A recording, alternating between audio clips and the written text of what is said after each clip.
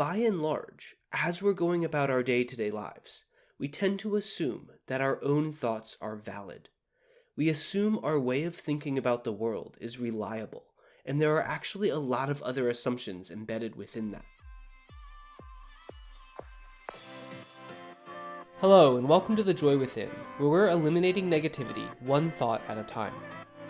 I'm Kyle Greenfield, and I'll be your guide as we explore how to be calm, confident, and happy in our crazy modern world. Join us each week as we dive into some of the biggest ideas in spirituality and personal development.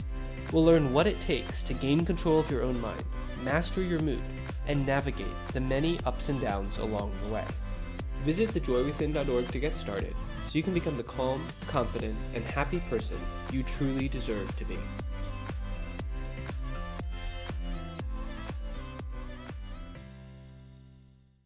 Hello, and welcome back to the Joy Within's podcast.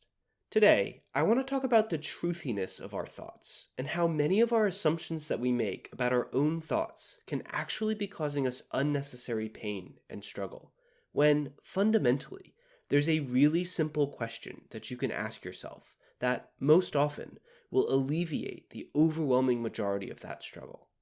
But before we talk about how to ask yourself that question, I think it helps to take a hard look at one of the primary assumptions that we make every single day, which is we tend to believe that our own thoughts are true.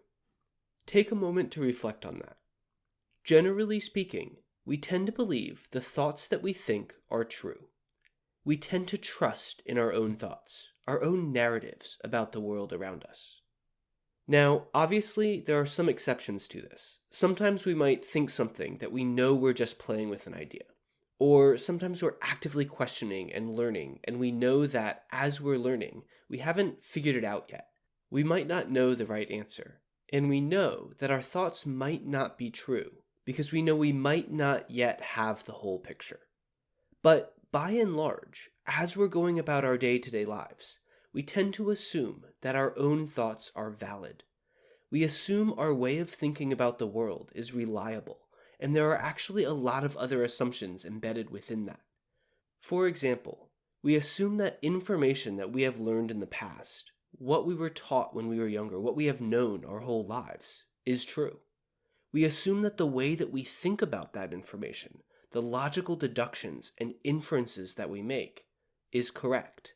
And we assume that the thoughts that we're thinking about that subject are relevant and that they're important. And these are just a few examples of the types of assumptions that we are constantly running, unconsciously, behind our everyday thoughts. Now, as a quick aside, I believe that it's not actually those assumptions that cause us pain. It's actually our attachment to those assumptions. But that's a whole other can of worms. So for today, I just want to stick to the truthiness of these narratives. And I use that word truthiness because it allows us a little more leeway around what we consider to be true. Most of the time, we think of truth as something binary. Either a statement is true or it isn't. But for today, I'm talking about a sense of truth that is more subjective, more personal, such that your individual perception of what is or is not true is more important than the hard facts or fictions of a thought. Hence, truthiness.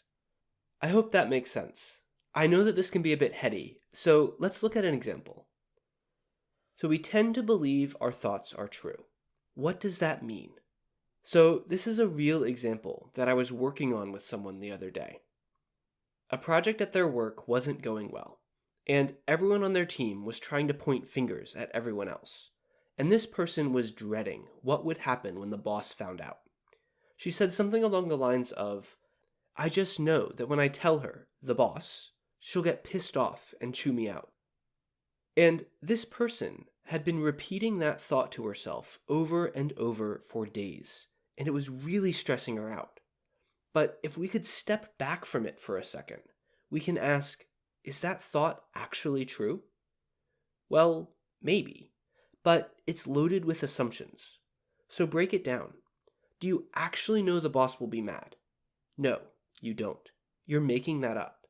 You have no idea how someone will respond to anything.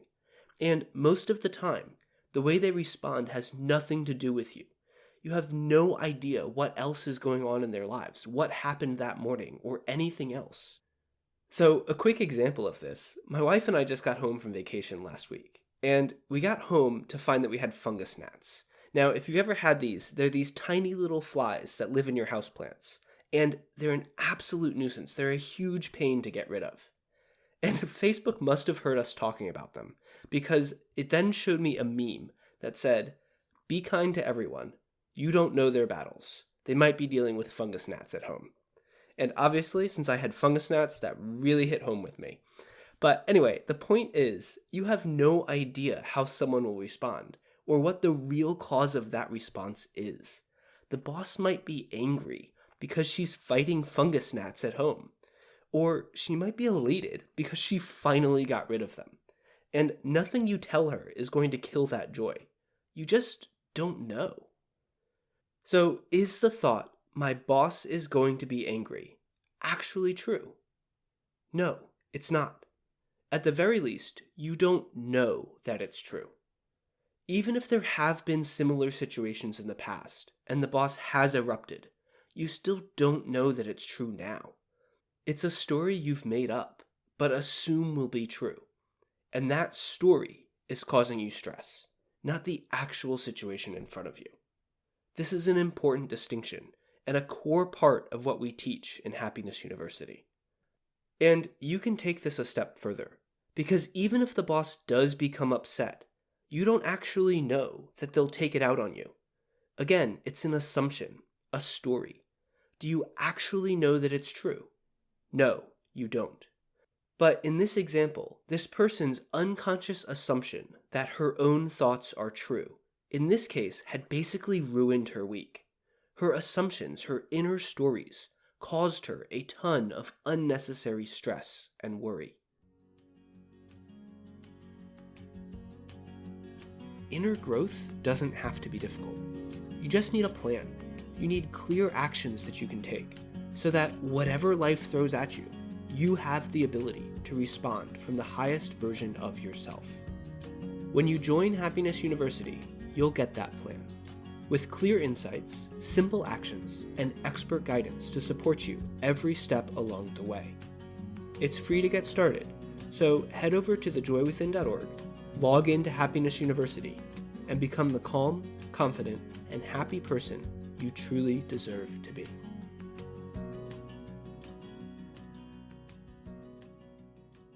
So just asking that question, is this thought actually true, can go a long way towards helping you become aware of and ultimately to release this inner struggle. Another way to phrase this question, which I love, is from Byron Katie. If you don't know Byron Katie, she has a process called The Work, which I really recommend. She always says, "Do you absolutely know that it's true?" And personally, I love that wording, because we very rarely know anything absolutely. So I think it helps point us towards the assumptions that we're making, so we can clarify how those hidden assumptions are actually causing us pain. So just ask, do you absolutely know that it's true? Well, no. For most thoughts, you don't. Asking the question reframes the way you process your own thoughts. And we make these assumptions all of the time. I think one of the biggest categories of thoughts that we make assumptions about are our judgments. Judgments about ourselves, other people, and the world around us. Every time that we think something shouldn't be the way that it is, or that it should be different, we mask those assumptions about what it is that we really believe to be true. But this type of truthiness is definitely subjective. Judgments are not facts. They represent your perspective. They point you towards your beliefs, but they are not actually true in any firm sense of the word. This is easier to recognize with some judgments more so than others. For example, "I shouldn't eat too much cake" is, yes, obviously personal, obviously subjective. And I think most of us would agree that it's no one else's business how much cake I eat, and it's not my business how much cake someone else eats. It's simple, it's easy. But they get harder when you say, my partner should earn more money, or should work harder, or clean the house, or be more respectful. You can fill in your own blank here. These thoughts about your partner can be harder. You're closer to them. So it's more difficult to see how you're imposing your own personal truthiness onto the situation. Unconsciously, your assumption of truth is stronger. And you can take this even further. Some ideas can be so universally accepted, so widely repeated, that recognizing that they are beliefs, not facts, can be incredibly challenging. For example, statements like, murder should be illegal, or we shouldn't pollute our planet, are so strong that they appear to be facts. But do you actually know that they're true? No, they are beliefs. Now note that I'm not trying to argue for or against anything here. The point is not about whether or not any of these hidden assumptions are good or bad. That would be yet another judgment. The point is, how often are you creating unnecessary pain, unnecessary stress and negativity in your life, simply because you're assuming that the thoughts that you're thinking are true, when more often than not, your thoughts are just stories that you've been telling yourself over and over and over again, often for decades. I don't expect you to just take my word for it. I want you to try this out for yourself. So the next time you feel stress or negativity, look at the thought that you're thinking and just ask yourself, is that thought actually true?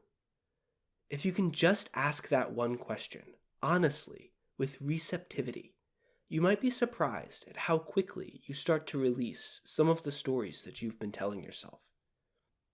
And if you want to go deeper, identifying and releasing these inner stories is one of the core skills that you will learn in our Foundations workshop, which is part of our Happiness University membership, our online learning platform here at The Joy Within.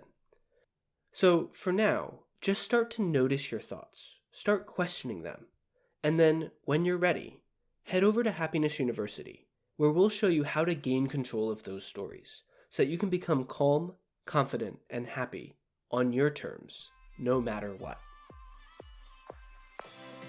Thanks for listening to today's episode.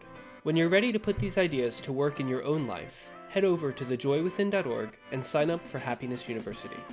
When you do, you'll have access to all of the tools and strategies you need to eliminate negative thoughts by tuning in to The Joy Within. You can follow a simple, step-by-step system to become the calm, confident, and happy person you deserve to be. Visit thejoywithin.org to get started today. And if you enjoyed today's podcast, don't forget to like, subscribe, and share it with someone you love, because I think we can all use a little more joy in our crazy modern world.